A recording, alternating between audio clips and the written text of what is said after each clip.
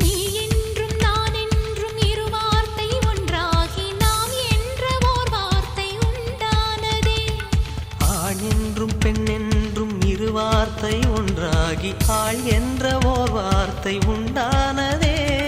காதல் என்ற மந்திரத்தின் மாயம் என்ன, கல்லும் முள்ளும் இப்போது பூவானதே.